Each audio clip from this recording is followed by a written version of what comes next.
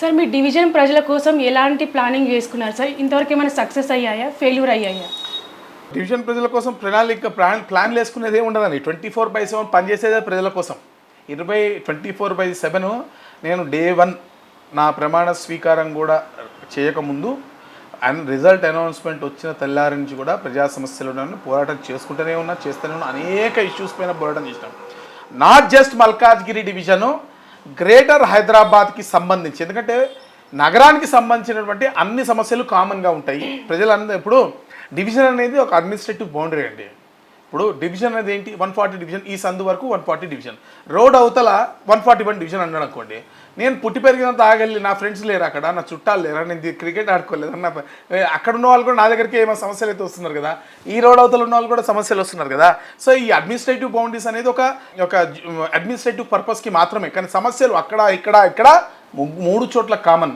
కాబట్టి ఏ సమస్య అయితేనా నగర స్థాయిలో మాట్లాడతాము పూర్తిగా. ఇప్పుడు భిక్షాటన చేసాం ఫర్ ఎగ్జాంపుల్, మొన్న భిక్షాటన చేసినాం. జిహెచ్ఎంసీ మొత్తంలో ఉన్నటువంటి అన్ని డివిజన్లకు నిధులు ఇవ్వాలని చెప్పామా లేదా? జిహెచ్ఎంసీలో ఉన్నటువంటి అన్ని పార్టీల కార్పొరేటర్లకు నిధులు ఇవ్వాలని చెప్పామా లేదా? వెంటనే ఫేజ్ 1లో 150 కోట్లు, ఫేజ్ 2లో 150 కోట్లు, 300 కోట్ల రూపాయలను రిలీజ్ చేసింది భారతీయ జనతా పార్టీ మేము చేసినటువంటి పోరాటం వల్ల. కానీ అందరికీ అంతేగా ఫలాలు. అలాగే ఇంకెవరైనా అట్లా ఉద్యోగం చేయగలిగితే మాకు కూడా అంత చేయట్లేదు, వేరే విషయం పట్టింది.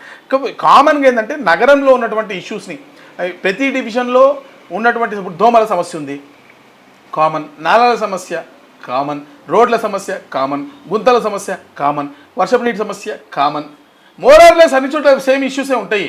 కానీ ఈ సమస్యలను అడ్రస్ చేసి, అందుకే నగర స్థాయి పాలక మండలి అంటాం మనం, సిటీ లెవెల్ పాలక మండలి ఉంటుంది. కాబట్టి ఈ పాలక మండలిలో నగరానికి సంబంధించినటువంటి చర్చని మనం తీసుకొస్తే, ప్రణాళికాబద్ధంగా అభివృద్ధిని మనం చేయగలిగితే అది పూర్తి స్థాయిలో నగరం మొత్తం కూడా బాగుపడే అవకాశం ఉంటుంది. అంటే మీరు అనుకున్న తరహాలో అభివృద్ధి అనేది జరిగిందని అనుకుంటున్నారా సార్ మీరు? అంటే జరిగింది. అంటే ఇప్పుడు నా దగ్గర అయితే చేసాం, 100% చేసాం. మీరు నేను ఇది మీకు చూపించాను, ఇదంతా కూడా నా క్యాలెండరే, మీరు చూడొచ్చు. ఇదంతా కూడా నాట్ జస్ట్ రాష్ట్ర ప్రభుత్వం, కేంద్ర ప్రభుత్వం నిధులను కూడా తీసుకొచ్చాం. మా మల్కాజ్గిరి రైల్వే స్టేషన్కి దాదాపు 30 కోట్ల రూపాయలను అమృత్ భారత్ స్కీమ్లో తీసుకొచ్చాం. ఇది వారికి మేము ఇది అశ్విని వైష్ణవ్ గారికి ఇచ్చిన లెటరు, జీఎం గారిని వాళ్ళని కలిసింది. అలాగే ఎంఎంటీఎస్ ఫేజ్ 1 కేంద్ర ప్రభుత్వము రాష్ట్ర ప్రభుత్వం వాటాలు ఉంటాయి. ఫేజ్ 2లో కేంద్ర ప్రభుత్వము రాష్ట్ర ప్రభుత్వం వాటాల్లో కేంద్ర ప్రభుత్వం వాటా ఇచ్చేసింది. రాష్ట్ర ప్రభుత్వం వాటా 600 కోట్ల రూపాయలు ఇవ్వక పనులు ఆగిపోయి ఉంటే రాష్ట్ర ప్రభుత్వ వాటాన్ని కూడా కిషన్ రెడ్డి గారి ద్వారా ఇప్పించి ఎంఎంటీఎస్ని నగరంలో పూర్తి చేసాం మేము పూర్తిగా. ఇప్పుడు ఈరోజు కిషన్ రెడ్డి గారి గురించి మాట్లాడుతున్నట్టు వాళ్ళందరూ కూడా ఈరోజు మళ్ళీ చెప్తున్నాం వినండి. ఈరోజు రీజనల్ రింగ్ రోడ్ ఎవరు తీసుకొచ్చినారు? ఎయిమ్స్ ఎవరు తీసుకొస్తున్నారు?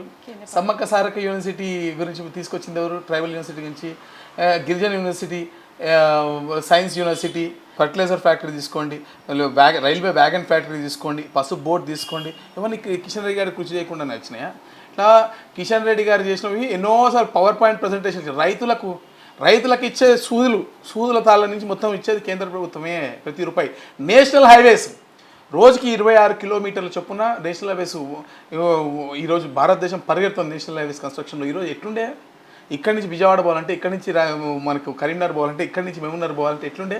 ఈ పూర్తి స్థాయిలో అభివృద్ధి చేసింది జైరాబాద్ పోయేది కానీ, షిరిడి పోయే రూట్ కానీ కేంద్ర ప్రభుత్వం కాదా? కోట్లాది రూపాయలతోటి కంప్లీట్గా railway development, roadways development, airways development, మీకు రీజనల్ రింగ్ రోడ్డు, హరితహారానికి, స్ట్రీట్ లైట్లకి, శ్మశానాలకి, యూజీడీ పైప్ లైన్స్కి ఫైనాన్షియల్ కమిషన్ గ్రాంట్స్ పూర్తిగా ఇచ్చేది కేంద్ర ప్రభుత్వమే. కేంద్ర ప్రభుత్వం ఇచ్చినటువంటి నిధులను సర్పంచ్ ఖాతాలో వేస్తే దాన్ని కూడా దొంగతనం చేసినటువంటి ప్రభుత్వం కేసీఆర్ గారి బీఆర్ఎస్ ప్రభుత్వం. ఇద్దరు మీరు అందరూ చూసారు కదా, దొంగ ప్రభుత్వము టీఆర్ఎస్ పార్టీ. అప్పుడు సర్పంచ్ ఖాతాలో వేసిన డబ్బులు కూడా దుబ్బేసినటువంటి పార్టీ అది.